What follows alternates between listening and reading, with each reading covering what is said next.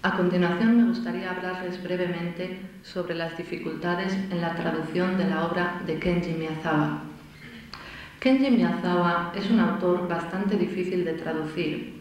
En primer lugar, es oriundo de la región de Tohoku, al norte de la isla principal de Japón, y aparecen numerosos dialectalismos de esta región en sus obras. Otra dificultad es que a Kenji le gustaba inventar palabras, como puede verse especialmente en Tren Nocturno de la Vía Láctea, cuya traducción hay que reflexionar mucho después de consultar con especialistas. Otro problema es el referente a la flora y la fauna. Aparecen muchos nombres de minerales, especies animales y vegetales que no existen en Occidente. Monse solía poner el ejemplo del Meijiro, que aparece en el relato El pájaro estrella en la antología Historias mágicas, diciendo: ¿cómo va a poder imaginar el lector la delicada avecilla si nos conformamos con poner el nombre en latín de Zopteros japonica? Al tratarse de especies solo japonesas, la única solución que nos queda es añadir una descripción en una nota a pie de página después del nombre científico: pequeño pájaro verde oliva con un círculo blanco alrededor del ojo. A veces sus relatos contienen también símbolos y referencias a costumbres y tradiciones difíciles de entender para el extranjero. Sin embargo, las diferencias culturales no son un obstáculo para disfrutar de los relatos de Kenji, que se deben leer con los ojos del alma, para dejarse transportar a su mundo mágico con el espíritu puro y abierto. A continuación quisiera hablarles un poco sobre la valoración de la traducción. La traducción literaria no está valorada ni en el mundo editorial ni en el mundo académico, quizá porque se piensa que es un trabajo muy sencillo. Sin embargo, nada más lejos de la realidad, y sobre todo en el caso del japonés. Para dedicarse a la traducción literaria japonés-español es necesario, como mínimo, una preparación de 10 años intensos de estudio.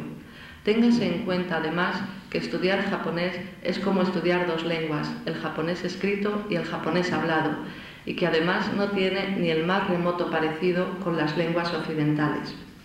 También es absolutamente necesario vivir en el país unos cuantos años, cuantos más mejor, para conocer su cultura y familiarizarse con sus costumbres, idiosincrasia, etc. Por otra parte, como la obra original es una obra de arte, la traducción también debe serlo, y eso lleva su tiempo. Dependiendo de su longitud y su dificultad, traducir una novela japonesa puede llevar al menos un año o dos. Hay que familiarizarse con el texto, investigar numerosos datos del autor, de la época, consultar con especialistas, comprobar que no haya errores de interpretación, etc. En resumidas cuentas, es una labor muy complicada y minuciosa conseguir transmitir la obra de forma comprensible y a la vez mantener la fidelidad al original. El poeta burgalés Jorge Villalmanzo, en su artículo sobre japonología y traducción en el ABC de Castilla y León del pasado lunes, lo define así: los buenos traductores, además de investigadores preciosistas, deben ser buenos escritores y conocer no solo la lengua originaria, sino de la propia los suficientes recursos para salir airoso de este difícil intento. No se puede decir mejor. A pesar de todo esto, la mayoría de los traductores literarios no podemos vivir de este trabajo, y sobre todo en el caso del japonés, la mayoría de las veces lo hacemos por puro amor al arte. Normalmente tenemos otro trabajo que nos permite ganarnos el arroz de cada día. De esta forma, dedicamos a la traducción el tiempo que podríamos dedicar al ocio y al descanso. Otro aspecto que quisiera destacar es la cantidad de traducciones indirectas que hay en el mercado editorial, normalmente del inglés o del francés. Por mucho esmero que se ponga en este trabajo, toda traducción pierde matices inevitablemente. Si traducimos de otra traducción, apenas queda nada del sabor original, y si hay errores, estos se repiten automáticamente. El resultado puede ser un texto de escasísima calidad. A pesar de esto, hay editoriales a las que les importa muy poco que la traducción sea directa o no, y ponen ambigua y astutamente traducción de fulanito o de fulanita, sin especificar claramente de dónde proviene dicha traducción. Los lectores debemos ser exigentes. Tenemos derecho a saber si es del original o de una segunda lengua, y si hay personas que pueden traducir directamente del original o de otras lenguas, no debemos conformarnos con traducciones indirectas. Estas son algunas de las razones por las cuales a Monse no le quedó más remedio que fundar una editorial sola y en Japón, y también a esto se debe que haya tan pocos traductores literarios de japonés a español. Normalmente no somos más de 4, siendo el más notable de ellos el gran japonólogo Fernando Rodríguez Izquierdo, profesor de la Universidad de Sevilla, Premio Noma de Traducción 1996 por la obra El rostro ajeno de Abe Kobo, publicada en Siruela, y a quien tengo el privilegio de tener como director de tesis, además de haber trabajado con él en mi primera traducción, la novela Amistad. Nos hemos desviado un poco del tema principal, pero ahora volvemos a nuestro autor. Nos queda por ver una última diapositiva.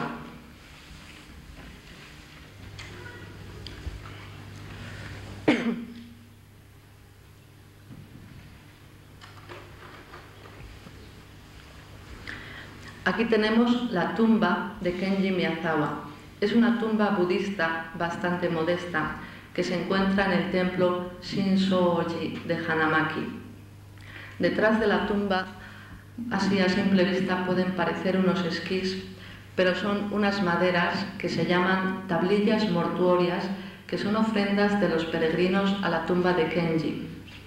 Curiosamente, era la única tumba visible, las demás estaban cubiertas por 1 metro o 2 de nieve. Kenji vivió según el ideal budista de no matar otros seres vivos para mantener la propia existencia, y su vida estuvo llena de sueños, proyectos y esfuerzo en luchar por los demás. El poema Ame ni mo makezu, sin dejarse vencer por la lluvia, escrito a los 35 años y que aprenden todos los japoneses en la escuela, refleja la esencia de su pensamiento. Con él nos invita a ver más allá de nuestros intereses cotidianos, a vivir con una mente libre y un corazón fuerte y generoso. Permítanme recitárselo a continuación. Ponemos de fondo la foto de Kenji.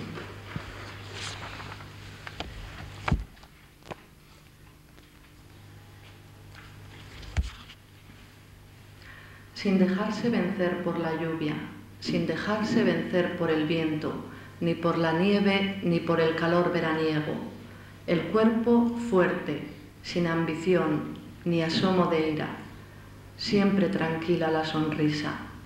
4 cuencos de arroz integral al día, solo con miso y alguna verdura. Esta es su comida. Nunca pensar en sí mismo. Esmero al mirar y escuchar, para nunca olvidar. A la sombra de un bosque de pinos, en la pradera, su cabaña con techo de paja. Si al este hubiera un niño enfermo, irá a cuidarlo.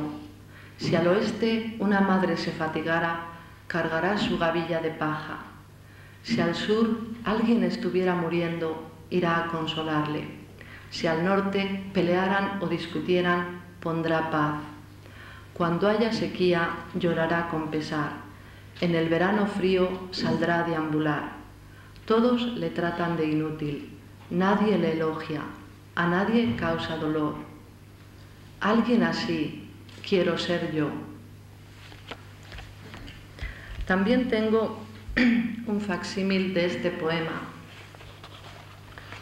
Y si desean saber cómo suena en japonés, puedo recitárselo.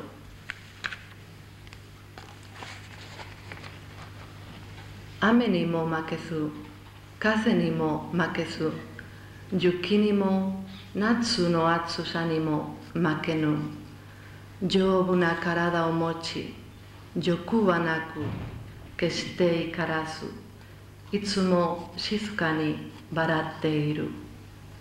Ichinichi ni genma 4 go to 味噌と少しの野菜を食べ、あらゆることを自分の感情に入れずによく見聞きし、分かり、そして忘れず、野原の松の林の陰の小さなかやぶきの小屋に行って、東に病気の子供あれば行って看病してやり、西に好かれた母があれば行ってその稲の束を追い、南に死にそうな人があれば行って怖がらなくてもいいと言い、北に喧嘩や訴訟があればつまらないからやめろと言い、日照りの時は涙を流す、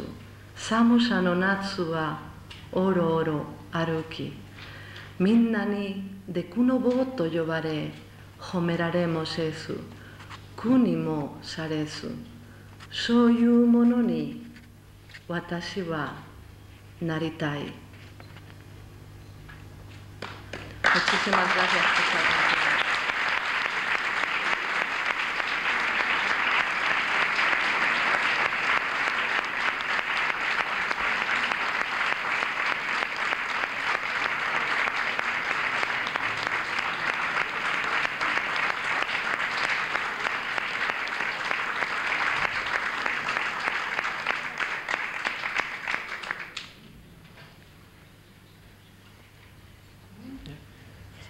Ya he acabado.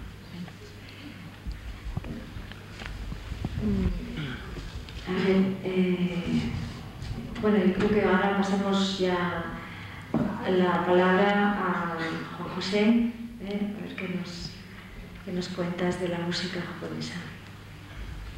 Bueno, primero decir que estoy abrumado por los conocimientos de mi prima. Ya sabía que era una especialista extraordinaria, pero me ha emocionado su lectura en japonés. Bueno, mis conocimientos del Japón, de la música japonesa, son mucho más limitados.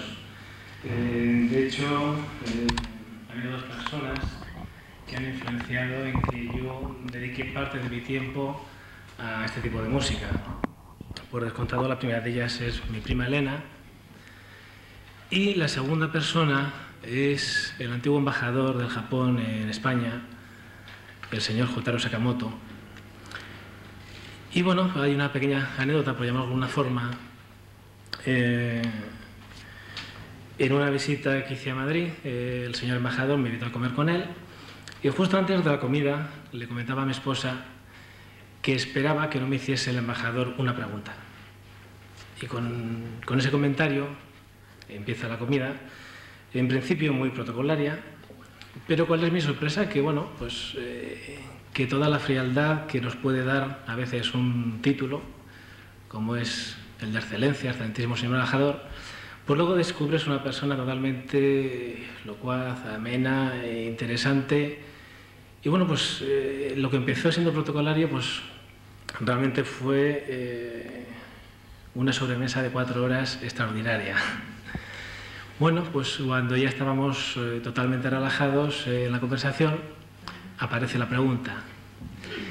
Y automáticamente, de forma muy cariñosa, me encuentro con el pie de mi esposa por debajo de la mesa, como diciéndome, cuidado, no te relajes, porque ahí tienes la pregunta que no querías oír.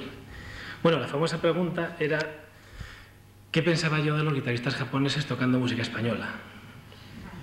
Entonces, claro, no quería dar la típica respuesta, ni tampoco entrar en detalles que a lo mejor pues podría abrumar al señor Jotaro, pero que tampoco valdrían como una respuesta válida. Entonces, en cuestión de segundos, te aparece una idea y piensas, ¡jo, genial! Y bueno, pues así se lo hice plantear al señor embajador, que no quería dar la típica respuesta, tampoco quería entrar en temas técnicos porque no veía que era el momento adecuado, pero que sí consideraba que esa pregunta se podría responder cuando hubiese músicos españoles o guitarristas españoles tocando música japonesa. Yo me vi totalmente libre de responsabilidades, a más de contento, y automáticamente, muy diplomático, porque claro, el señor embajador me dice, bueno, pues entonces sea usted el primer guitarrista español en tocar música japonesa, con lo cual me metí de lleno en un problema mucho más gordo. Bueno, quitando esta pequeña anécdota, no fue una invitación banal, ya que el señor embajador tuvo un seguimiento, digamos casi personal, sobre mi evolución en la música japonesa, hasta el punto que, bueno, la Embajada de Japón me ha invitado por 2 veces consecutivas a participar en congresos de japonología. El último, concretamente, el mes pasado, en Salamanca, el Centro de Estudios Hispano-Japoneses celebró su primera semana cultural y, bueno, me reclamó la Embajada para que tocase, digamos, este tipo de repertorio y divulgara, que era la idea que tenía el señor Sakamoto, pues una cultura que no conocemos mucho, porque cuando hablamos de música japonesa muchas veces nos vamos a la música, digamos, tradicional, típica, e incluso medieval, siglo XVI, XVII. Pero hay una serie de compositores, de los cuales voy a tocar 4 obras hoy, que no conocemos en absoluto. Y no conocemos por 2 razones. Una, porque los propios músicos los desconocemos. Hay una cultura que no nos llega de una forma directa, es un poco lo que comentaba antes Soledad con el tema de los libros. No es culpa nuestra no conocer una cierta cultura si no se nos puede favorecer llegar a ella. Entonces, bueno, por ejemplo, Kusasu Yamada, bueno, mi pronunciación es pésima al lado de la de Elena, es un compositor que tiene mucha importancia en Japón, es contemporáneo del autor que estamos hablando, nació en el año 1886 y murió en el año 1965. Aparte de que compositor, fue director de orquesta, aunque tuvo una formación occidental, ya que estudió en Alemania. Toda su labor la centró en su país. De hecho, fue el primer compositor que compuso sinfonías y óperas en Japón. También, a través de su faceta de compositor y director de orquesta, fundó lo que hoy conocemos como la Filarmónica de Tokio y también, digamos, los teatros de ópera. Entonces, su labor en el campo musical en Japón ha sido, digamos, pionera y muy importante, hasta tal punto que en el año 1966 el gobierno francés le concedió la condecoración de la Legión de Honor. O sea, su labor no quedó solamente en su Japón, sino que ha sido reconocida en más países. Bueno, de él voy a tocar unas variaciones sobre Akatombo, una canción bastante bonita. El segundo compositor, Minami Kosetsu, nació en el año 1949.